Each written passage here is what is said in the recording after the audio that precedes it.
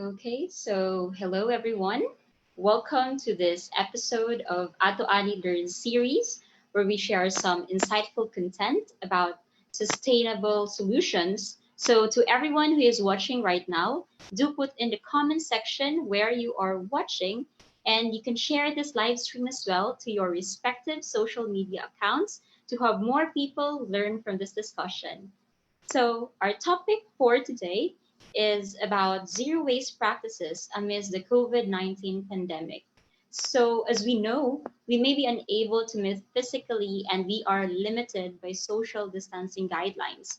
But it doesn't stop us to discuss these topics virtually, same as what we are doing right now. And for this webinar, we've invited an esteemed panel of advocates and founders to join us.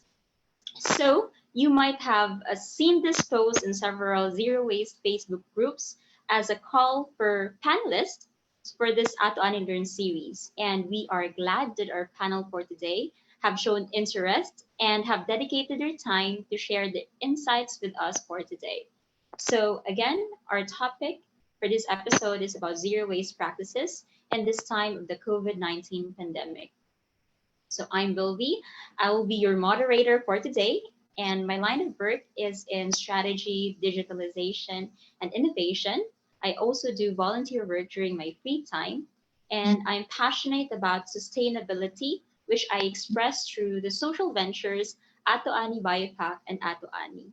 And although my background is in chemical engineering and business, far off from environmental engineering or those kind of sustainability courses, but same as everyone here, I'm excited to learn practical tips and advice regarding our topic for today from our expert panelists.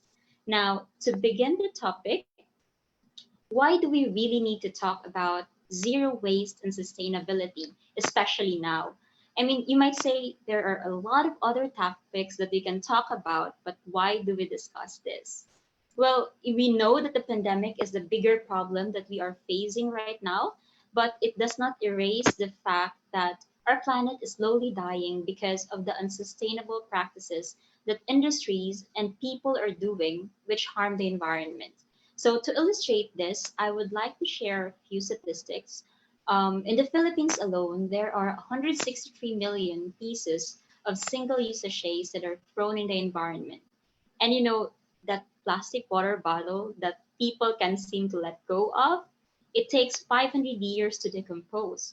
So, quite alarming, right? So, and there's more. There is this website, the World Counts, where it provides you real time data about the most pressing issues that the world is facing. And if you look at this number, as of yesterday, for this year alone, we have generated more than 1 billion tons of waste from our households. So that's from our households globally. So just imagine that. So, hence, a discussion like this about zero waste practices is relevant even with this pandemic because, as you can see, there are a lot of this waste coming from our households. That means we can do something about this. So, our panelists for today will share some practical insights about this topic and more. I'm excited to ask them some questions and ask your questions as well, which you will share in the live stream. So don't forget to type in your questions and comments in this comment section so that we can view them for our panelists to answer later. So we would also love that you would put in some likes, heart reacts, and care reacts on this Facebook live stream. Okay, so without further ado, let me introduce you to our panelists for today, and they will be introducing themselves to us one by one. So for the panel, sorry, there's an urgent thing for Miss Hoyen Ngoyen from Evol, Vietnam, but we will be calling her for another session, another episode. But we will be joined by Miss Katrina Tadeo and Miss Joan Grace Segui. All right. So I think so Miss Hoyen can join us today, but I'll like to call on Miss Katrina Tadeo. She is the owner of Green Concepts. So Miss Kat, can you turn on your video and mic, please, and tell us more about you? Miss Kat? Thank you, Miss Wilby. Good evening, everyone. I am Kat. Like what Miss Wilby said, I am the owner and content creator of Green Concepts. So just a brief background about myself. Um, I'm a mom and I'm a teacher by profession. But for this year, I'm going to stop teaching for a while and focus on my son and my advocacies there. I'm an environmental advocate. I'm also a financial consultant. So I created Green Concepts to promote my two advocacies, which is environmental and financial literacy there. So I'm excited to learn with you on zero waste practices during this pandemic. Thank you, Ms. Wilby. Thank you, Miss Kat. Thank you for that. And now I would like to call on our next panelist. She is Miss Joan Grace Segui, the owner of Kaipuhan Zero Waste Shop. So, Miss Joan, you can turn on your video and mic, please. Hello, Miss Wilby, and good evening to to everyone na nanonood. Overview of myself. I'm an advocate of zero waste lifestyle for over a year now, and also I'm traveler and mountain climber at the same time. And I also joined fun runs for who helps and supports Mother Earth. And also I put up a small social enterprise last May, which is the Kaipuhan Zero Waste Shop, who who helps the other advocates regarding their advocacies. Yun. And you may follow my page, FB and in IG. Thank you, Miss Wilby. Thank you, Miss Joanne. So now that all our panelists are here, let us start with this first question. So this is directed to all our panelists. So you can now all turn on your video and mic, and I'll be calling you who will go first and next so that we avoid overlaps. So let us dive right into the topic for today. I'm interested to know what zero waste practices you have been doing over the years, which you can probably share to our audience. So probably we can start with Miss Kat. Okay. Um, I've been practicing zero waste for almost 2 years now. It's not totally zero waste. I think going totally zero waste is very difficult to do, but I've been trying to lessen my use of plastic or our use of plastic at home. Ayan. So some of the things I've been practicing, I started refusing single-use plastics such as straws, spoon and fork, plastic bags, especially when we go outside, when we eat outside. Um, this is quite easy to do actually, especially if I'm prepared for the swaps. Like in my bag, I always have an eco bag. I always have a tumbler with me so I won't be tempted to buy water bottles or water from in plastic bottles. Ayun. So, yung straws, for example, if I don't have my reusable straw with me, I just don't buy drinks anymore. So, medyo ang maganda doon, nakakatipid. Malaking tipid din. Kasi if I don't have that straw, my bamboo straw in the bag, I don't buy milk tea or a frap anymore. So, mas okay din siya actually kasi mas nakakatipid. And then, siguro for over a year now, I already switched to shampoo and conditioner bars. So nakakatuwa kasi actually mas maganda yung quality. Mas okay siya sa hair. And then na-imagine ko yung plastic bottles na hindi ko na tinatapon for a year now. Madami-dami din yon. So nakaka-proud din. And then yun, may mga things that we gradually switched. Like for example, tissue. We don't use a lot of tissue anymore. Kung kaya, we use cloth towels, ayan, yung mga, or rags, yung mga kaya namang i-wash and then use again. Ayun. And then, kung hindi may iwasan na makabili ng plastic, ng food in a plastic container, so usually wina-wash namin, tapos we reuse it again. So, reuse ng reuse hanggang abuse na siya. Hanggang sa hindi mo na siya magagamit. For food, pag ganon, we use it to put stuff. Yung mga clutter sa bahay, maliliit na toys ng anak ko, ayan, I put it in those plastic containers. Tapos, since minsan gusto rin namin ng soft drinks, we buy soft drinks. Pero what we do with the bottle, we use it for eco-bricking. And so, mahilig din ako mag-plant ng kung ano-ano. So, what we did is, we reuse the soda bottles and use them as planters. Ayan. So, okay naman siya. We don't have to buy pots anymore.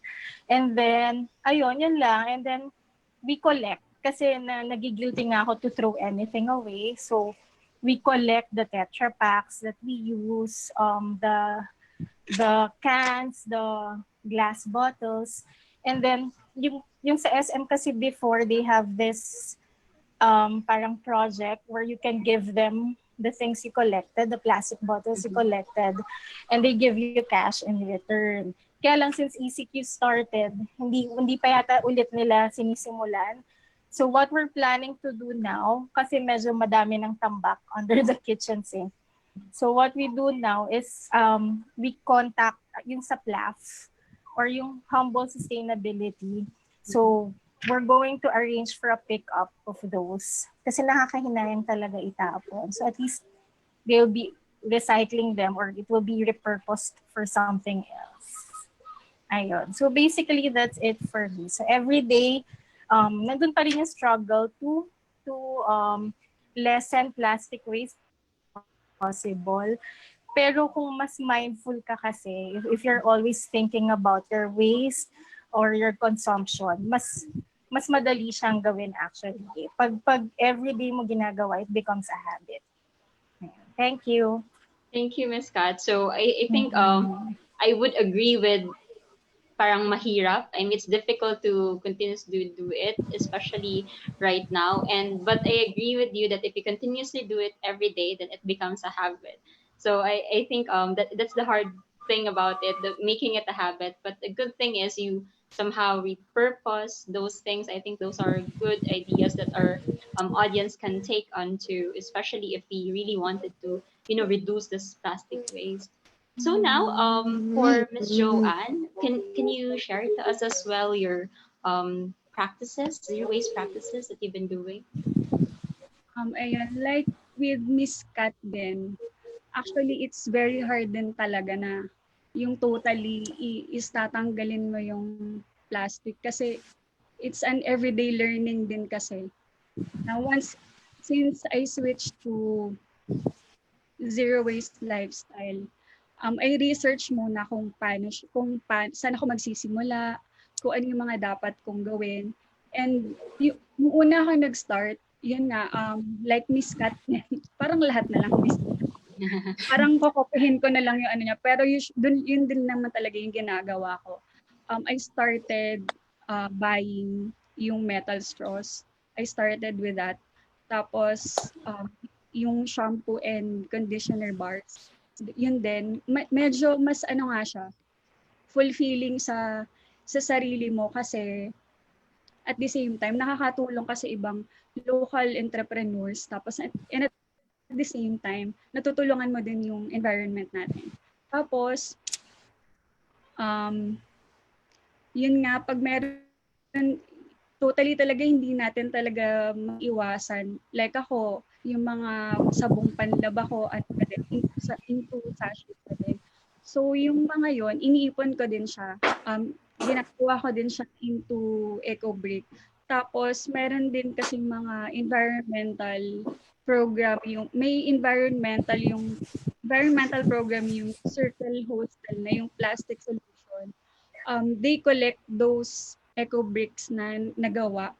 Tapos Yung if you're familiar with the Circle Hostel sa La Union, yung place nila, they are made of eco bricks na donations from environmental conscious na katulad natin.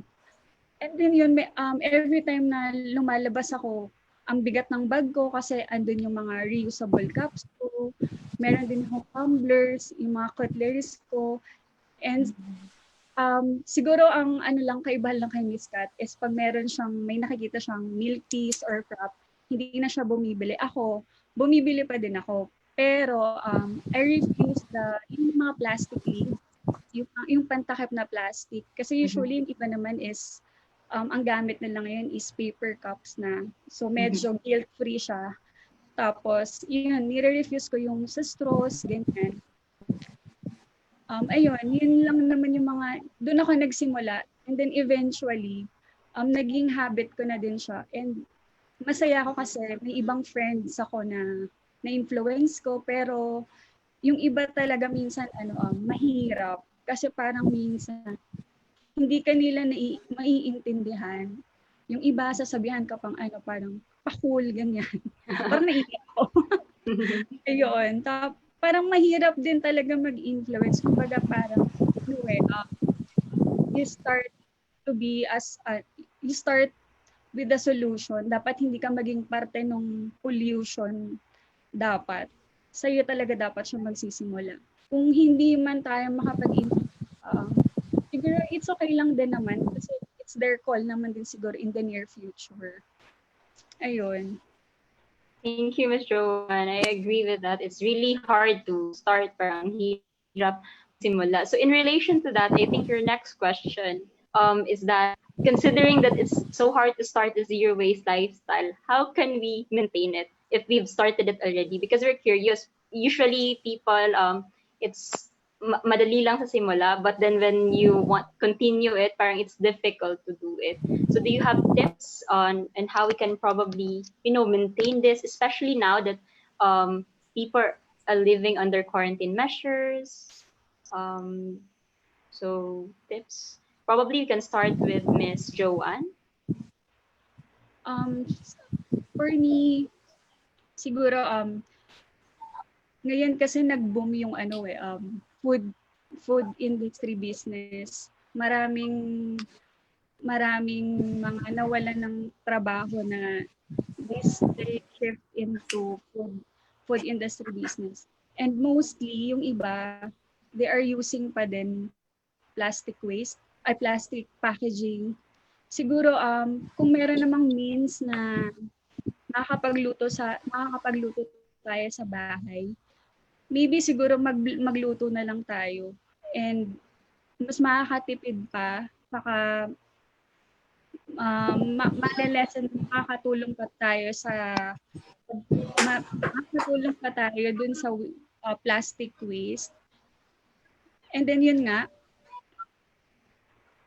may nabasa ko na reuse what you already have. Hindi naman kailangan na bumili tayo dun para dun sa advocacy natin. Kumbaga para kung ano yung meron na tayo, yun na lang din yung gamitin.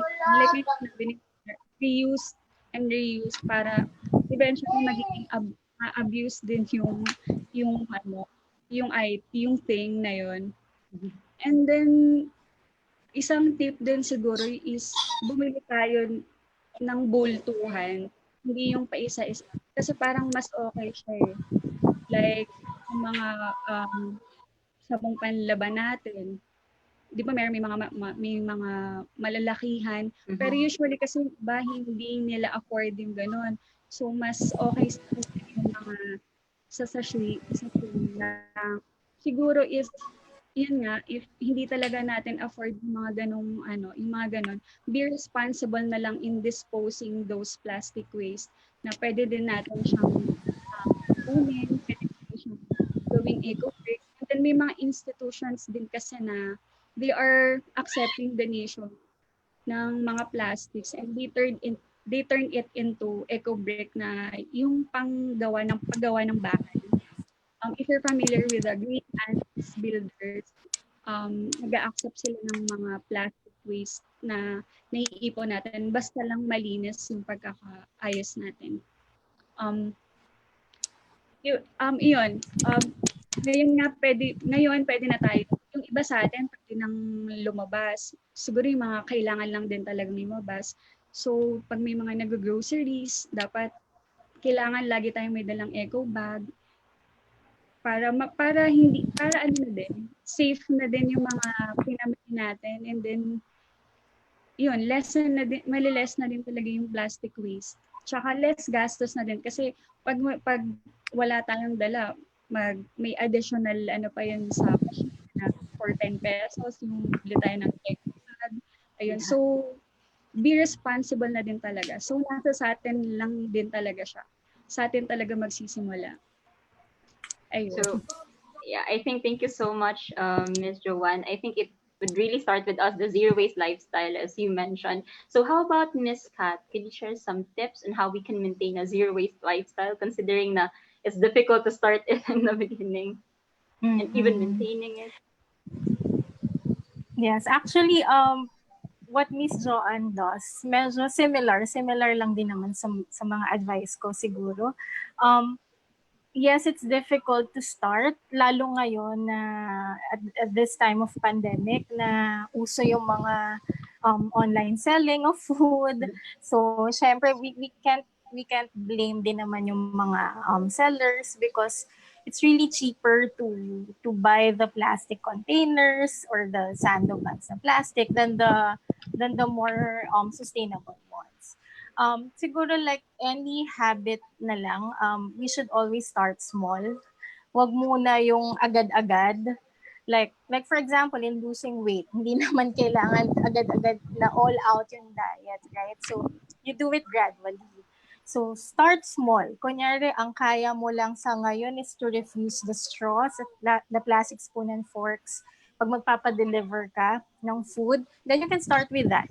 Hanggang sa masanay ka na lang na sabihan si Kuya Rider na please refuse the straws, the plastic spoon and fork, gano'n. Masasanay ka din naman.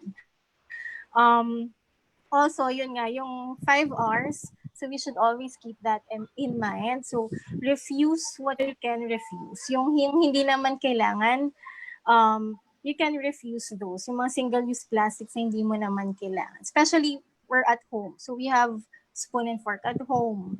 Hindi mo naman talaga kailangan ng straw, actually.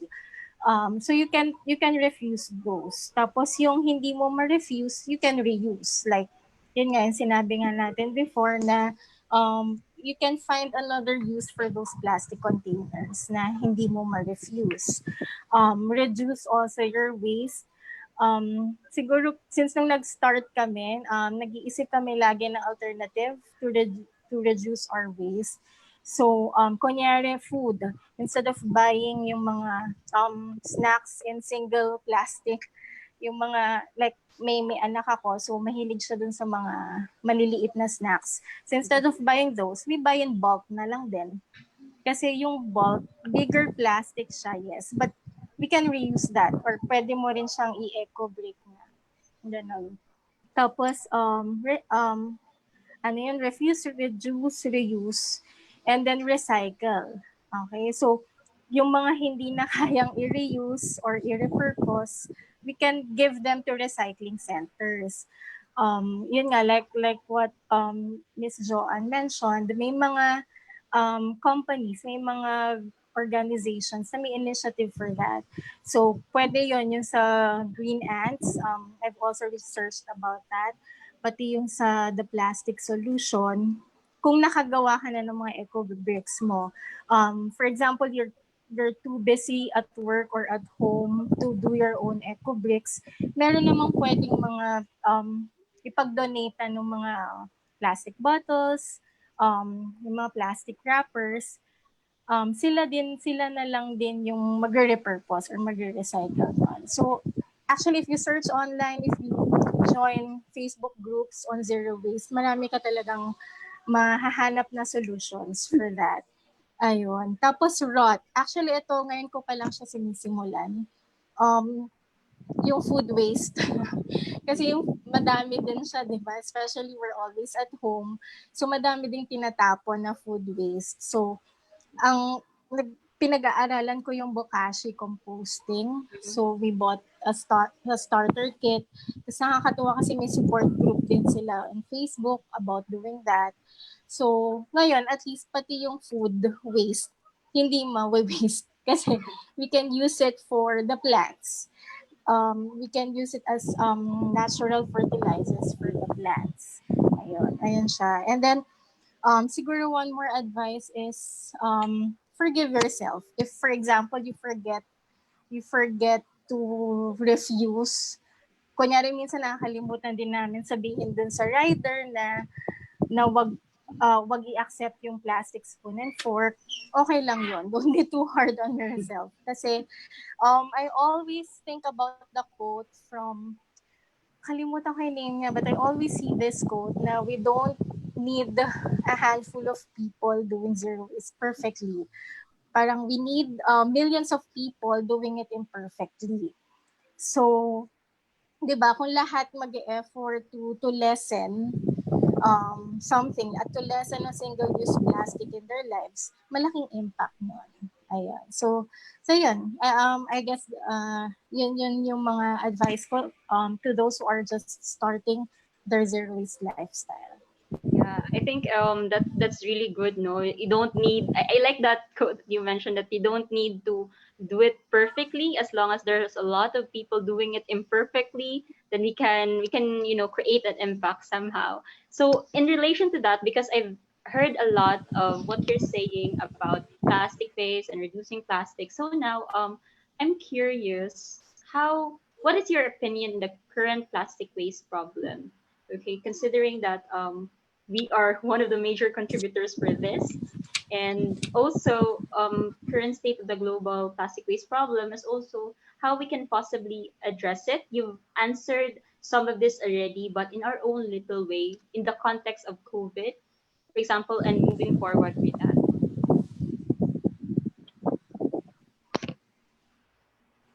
Miss, probably you can start with Miss Kat.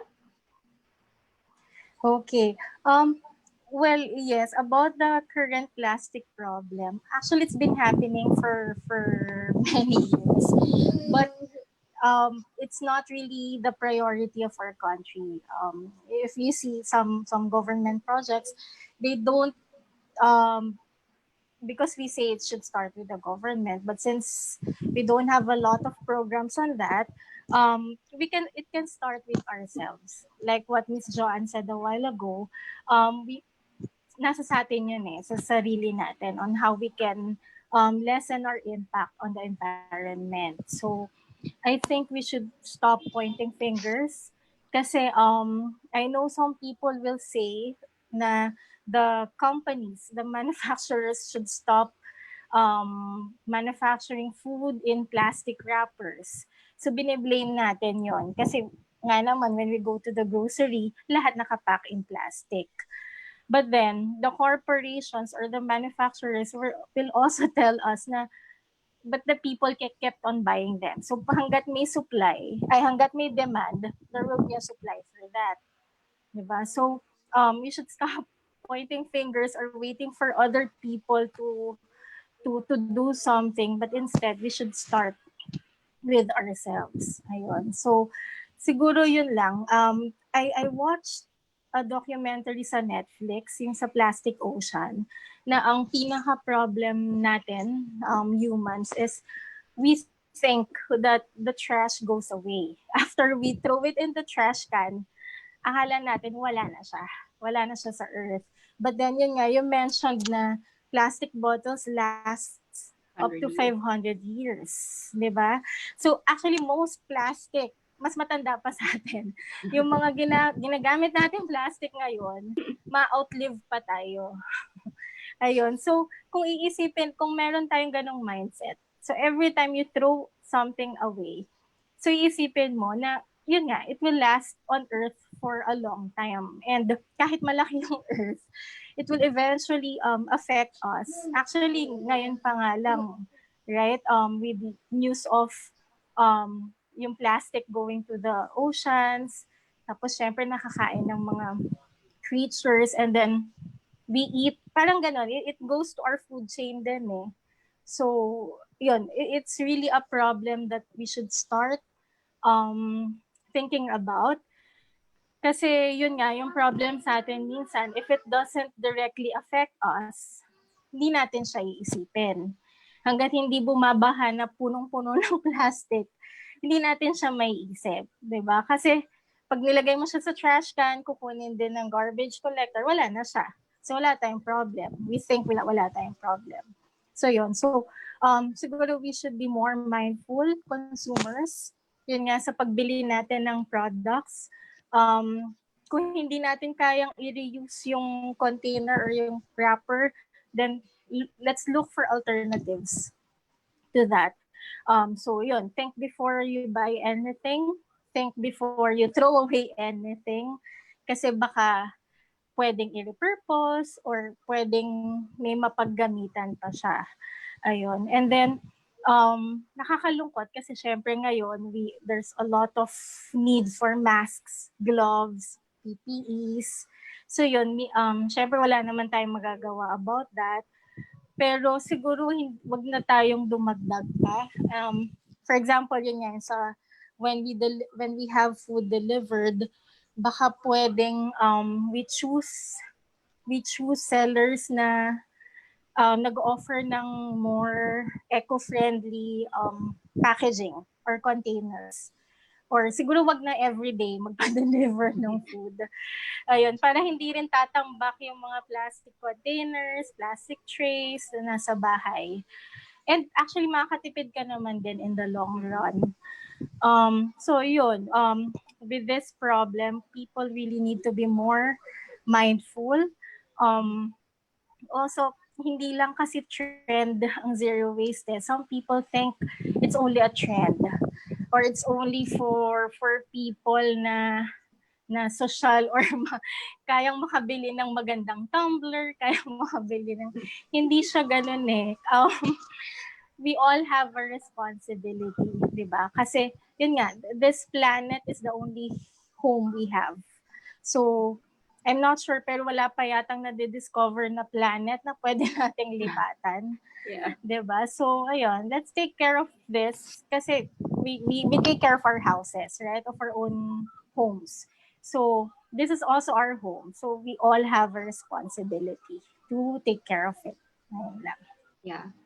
Thank you so much, Ms. Kat. I agree with that. We take care of our home, and because it's not really apparent to us, because there's a supply and there's the manufacturers think there's a demand, and so we keep on buying, and so the cycle never ends. And I think I've written way before about this Sustainable Development Goals by United Nations, and then it has been there for such a long time, and then we have a target like 2030 to address these goals, but it's 10 years. It's 10 years more, but where are we in terms of that? So I think that's why right now companies should, just an opinion, really look into the sustainable solutions.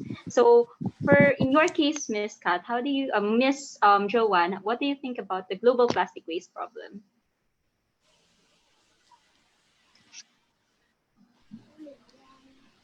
Siguro I'll just add up na lang din sa mga sinabi ni Miss Kat kasi parang we have the same lang din naman thinking tsaka mga ginagawa na. Siguro for now, maybe this is a good opportunity marinig din yung boses and ma-raise awareness regarding dun sa mga plastic waste problem natin. Siguro this is about time na regarding dun sa mga manufacturers, maybe they can think of more innovative thing regarding dun sa mga packaging. Siguro hindi man ngayon, eventually in the long run, siguro makakaisip din naman sila. Kasi nga very alarming na din talaga and disturbing yung plastic waste natin. Parang kahit saan ka tumingin, may plastic. Parang ako, isi-share ko lang na every time na since I've started yung zero waste, not totally zero waste talaga, may guilt pa din na every time na gumagamit ako or every time na nakakita ko, lagi kong sinasabi, plastic na naman. Parang ano ba yan? Parang naging allergic ka na dun sa plastic. Pero kasi hindi din naman natin masisisi yung iba na yun nga, like sinabi ni Miss Kat na mas cheaper nga siya. Pero siguro if makaisip yung ibang manufacturers na yung mga may nakita nga ako yung sa isang store sa IG, they offer yung parang cassava plastic bag. Parang pag meron silang video na shinare na pag tiner up mo siya tapos hinalo mo siya sa tubig na malinis, pwede mo siyang inumin. Siguro pwedeng maging ano yun, maging example ng mga manufacturers na hindi din talaga sila mapipigilan gumawa ng plastic. Siguro maging ano na lang, eco-friendly packaging na lang din yung gawin nila. Ayun.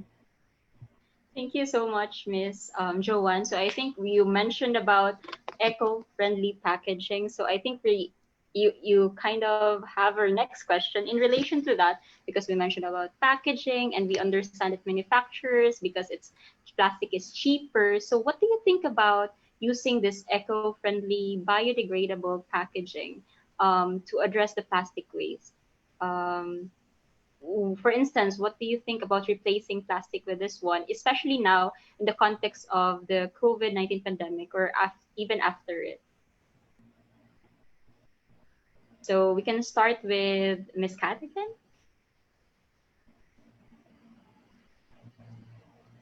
Sorry, you're on mute, Miss Kat. Sorry. Ayan, yes.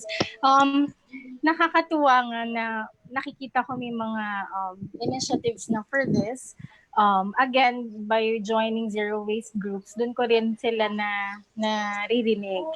So, I've heard about Ecolutions, about Econest. So, sinecheck ko yung website nila. Tapos nakakatuwa kasi they offer different packaging na made from sugarcane, if I'm not mistaken, like yung minention ni Miss Joanne.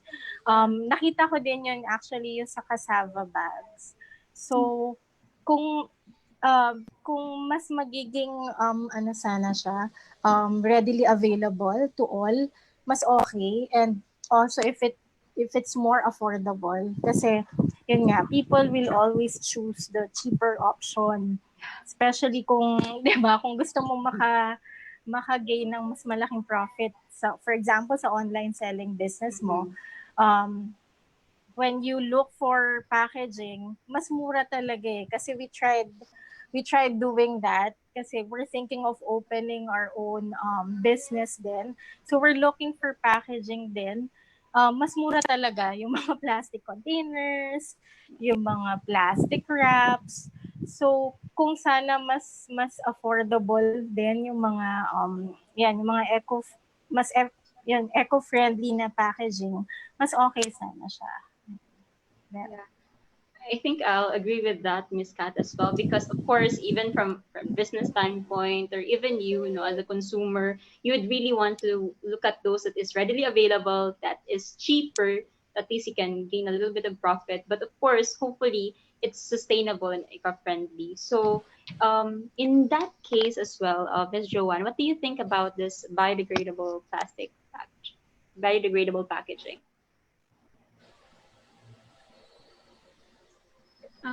Yun, siguro mas okay siya kung mas marami pang organizations, mas marami pang institutions na makakaisip na yung mag-create ng biodegradable packaging. Kasi lalo ngayon, mas kailangan siya na we're in a community quarantine, tapos most of people are ordering online, and which is yung kailangan natin is food.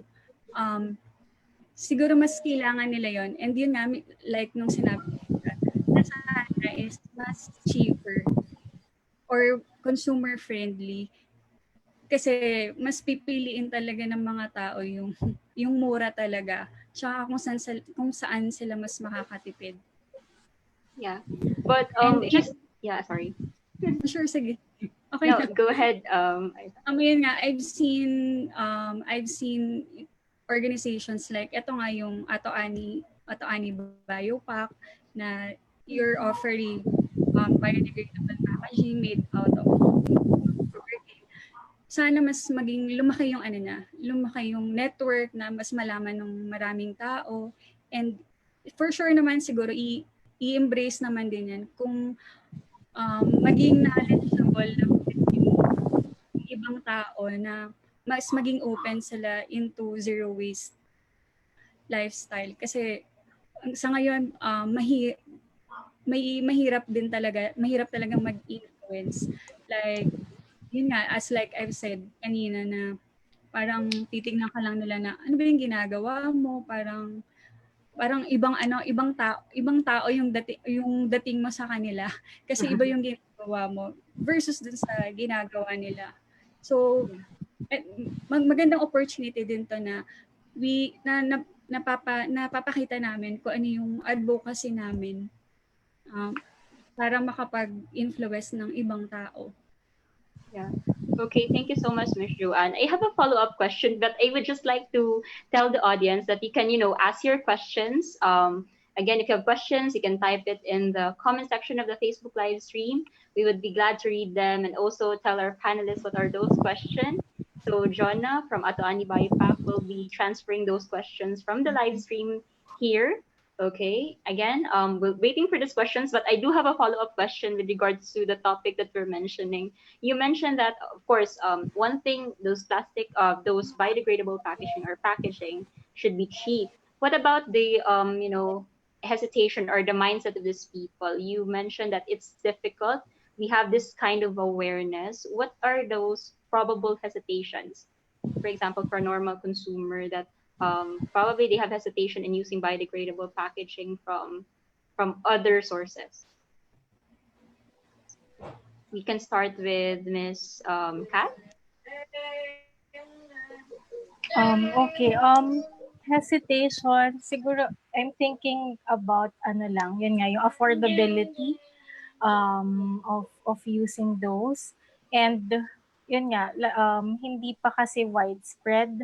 So, not a lot of people knows na may mga mas environmental friendly na packaging. So, others would say na plus yun pala, may mga, before kasi may mga lumabas na packaging na parang sort of biodegradable. Parang oxy biodegradable or something like that. Tapos when you do your own research, hindi naman pala siya totally biodegradable or compostable. So, minsan parang mahirap din siguro to gain people's trust na when you say this is eco-friendly, dapat talagang eco-friendly siya or 100% compostable. So yun, that might be some of the hesitations also. And yun nga, especially Filipinos, we're a bit traditional eh. We love doing the same things. So medyo it will be a challenge to shift the mindset of people. Pero feeling ko naman pag nagkaroon ng better alternatives and since it's a time of technology, mas mabilis ipaarating yung information. So, ayun, if we can educate as many people as possible, then that will be great. I would agree with awareness, for example, because especially now there's a lot of this awareness education online. I think it was because of the onset of the pandemic. Now, Ms. Joanne, with regards to what do you think are the possible hesitations why some people would really not immediately go into biodegradable packaging? For me, siguro, I would think kung ano yung mga nakasanayan nila. Siguro mag-hesitate sila kasi iisipin nila, hindi ako sanay sa ganitong packaging. Mas sanay ako sa ganito. Siguro para sa akin lang naman, i-weigh din nila siguro kung ano ba yung mas okay. And dapat din siguro is may educate din talaga. for me kasi parang kailangan mo din talagang mag-research about dun sa kung ano yung mga dapat mong gawin with regards with zero waste lifestyle. And yun, like Miss Kat said din ulit, yung sa affordability. Kasi mas i-embrace din talaga nung mga tao kung saan sila mas magiging makakatipid. Yeah. Ayun. Would agree. Thank you so much, Ms. Joanne. So apparently there's not much question, but I would just share some of the comments coming from the audience. Um, so coming from, you mentioned about yes, start small and refuse the unnecessary. Thank you, Ms. Green Concepts, and also nakaka-relief. Yun din naman need perfect. Start small lang. You mentioned about that. And we all have our own responsibility. And there was also from Isabella Sidano, sana mass produce na at maging part of the new normal yung mga biodegradable packaging. So they mentioned about making it more obligatory, siguro. Well, of course, we can say that obligatory because even for the zero waste lifestyle, it's not obligatory. It's really up to the people. But that's our hope so that we can help the environment. So I guess I will check if there are questions, you can reply to it because we'll be sharing this as well to have more people watch this one. But maybe because it's almost time, 6:45. Before we end, to all our panelists, do you have any last points that you want our audience to know? And of course, maybe you can share how our audience can possibly connect with you and follow you in your respective advocacy. So I would like to start with okay. Let's start with Miss Kat. Okay. As I mentioned earlier, so I created a page called Green Concepts. This is a passion project of mine during the quarantine. Um, I've always wanted to promote my advocacies, but since I was very busy with my full-time job before, I didn't have time. So now that I'm at home and I had this opportunity to create this page.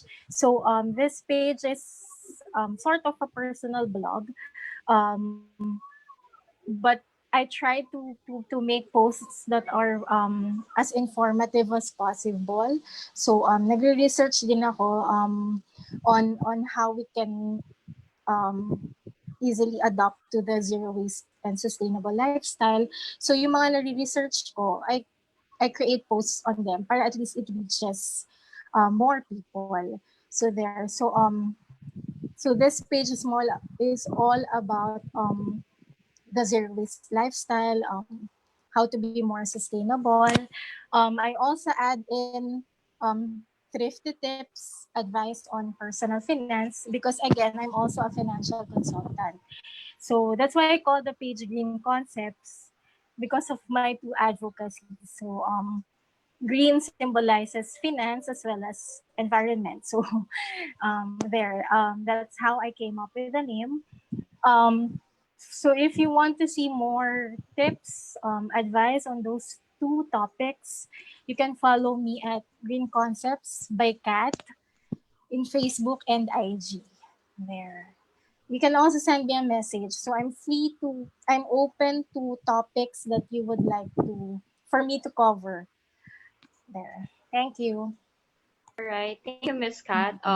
There's a question, but I think we can answer this after Miss Joanne can share her advocacy.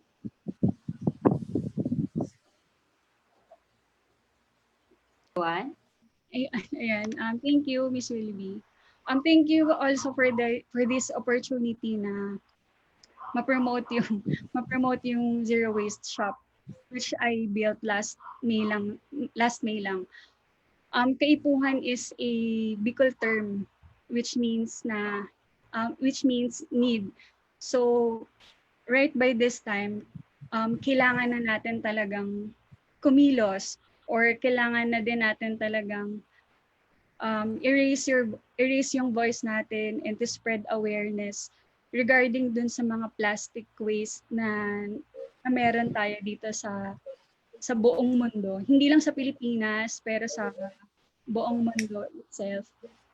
And ayun, I just want to influence other relatives, friends, and other people. Kaya ko siya um, kaya ako nag-come up sa ganitong shop.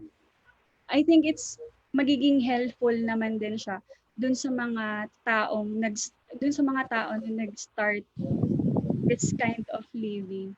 And they can ask me naman, siguro I can share my knowledge doon sa mga magtatanong kung saan ako nagsimula and kung ano yung mga dapat gawin.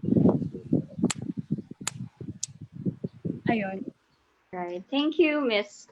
Thank Thank you, Miss Joanne. So I will just like to ask the question before we proceed with our next portion. Okay. So there's a question here. I think this is relevant because that's what we're doing right now as well, about advocating or awareness campaign. So what marketing strategies do you suggest para ma-advertise sa masa ang zero waste lifestyle? Like yung say the turtle movement or less use of SUP straws. So probably just real quick, what is your tips on this or what strategies can we use? Miss Joanne, probably you can start with you. Sa akin, since I have my page in Facebook and in Instagram, I always post yung mga infographics na nakukuha ko sa Pinterest and infographics din na ginagawa ko. And I always share yung mga kung ano yung mga nakikita ko sa ibang groups, kung ano yung mga ginagawa nila, kung ano yung mga sinishare nila doon. And also, I share yung mga pictures ng mga zero waste essentials na meron ako and kung ano yung mga ginagawa ko doon, kung saan ako pumupunta. Kasi ako minsan I visit bazaars, yung mga nag-exhibits ng mga zero waste products. I always share naman yung mga ginagawa kong yun. And masaya naman kasi may ibang nai-influence akong mga kaibigan na nag-start na din dun sa kind of living na ginagawa ko. Masaya siya, fulfilling, nakaka-proud. Yeah. I think as long as you are passionate about it, and even though it's hard, no, and we mentioned about starting Facebook is easy to start with when you spread awareness as well. So, in relation to this, Miss Kat, what is your suggestion and strategies in how we can spread awareness? Well, since wala naman din akong experience sa marketing or sa advertisement, so siguro yung mga napapansin ko lang, more and more companies are leaning towards the green lifestyle, or parang 'di ba they usually advertise na, for example, this company goes green, and then they show different products. For example, yung sa Adidas ba yun, or yung may mga shoe companies that they use plastic, they recycled plastic and turn them into shoes. So napapansin ko sa Facebook, madami ding nagla-like, nagre-react, nag-share pag ganun. Kasi it's if the company shows that they care more about the environment, about the people than just their profits, effective naman siya. So, ayun nga, madali na ngayon because of social media. So, we can just easily advertise sa Facebook, sa Instagram, yung mga different websites, because more, siguro in a day, a person will spend most of her or his time in front of his cell phone, diba? So, Yeah. yun. So, they can go digital on that. Yun lang. Sana lang talaga mas marami pang companies that will lean towards that. And sana hindi lang siya what do you call that term? Yung marketing strategy na fake, or sana talaga when they say na they're going green, sana totoong green. It's not just something to pull their sales up. Yeah. Mm-mm. I would agree with that. Authenticity in the part of the companies as well, and having more of them leaning towards environmentalism. So I think thank you so much for that. I think that's it for the questions. I haven't seen any questions anymore, but so of course, I would like to thank all our panelists who have been very generous in sharing their experience and expertise. And I've learned a lot, especially what are tips and, for example, how to maintain this lifestyle and what can we do about this plastic waste problem and about zero waste. So with that, thank you so much. We picked up good points. Before we end, I would like to call on Jonna from AtoAni BioPack to share to us about AtoAni BioPack's advocacy and how we can take part. And just like our guest panel for today, how you can share your knowledge as well as be part of our next batch of panelists. Jonna? So, hi, I'm Jonna. My background is in industrial engineering. I am passionate about sustainability as well. With this, I currently lead the partner collaborations function of AtoAni BioPack and product development function of AtoAni. If you would remember, we have shown the statistics of plastic waste in the Philippines. It's about 163 million sachets. In addition to that, we have over 6,900 tons of bagasse that is wasted daily. You might think, why am I showing you this seemingly unrelated statistics? But these are the problems that we are trying to address at the Tuani Biopack. At the Tuani Biopack, we make use of agro-industrial waste, such as bagasse, to serve as a raw material in making sustainable biodegradable packaging to help reduce reliance on plastics. With this, in our own little way, at the Tuani Biopack, we hope to spread awareness not only about sustainable packaging, but also about zero waste practices, as what you have learned now, as well as other sustainable solutions that would help make Mother Earth happy again.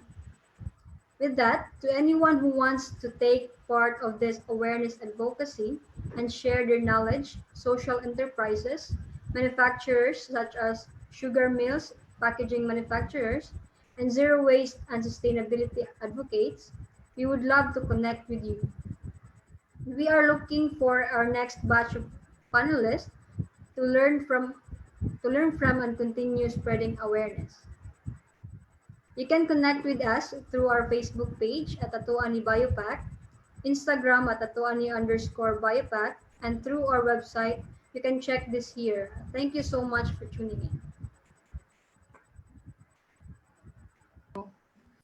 Thank you, Jonna. We are excited to hear from our next batch of panelists. And of course, Ms. Hoyen Ngoyen, we can probably invite her in our next batch to join and continue spreading awareness at Ato Ani Learn series. So again, do connect with us in our Facebook and Instagram page or Facebook page if you are interested. And we will be posting our next call for panelists as well in AtoAni BioPack's social media accounts. So with this, I would like to officially close this program.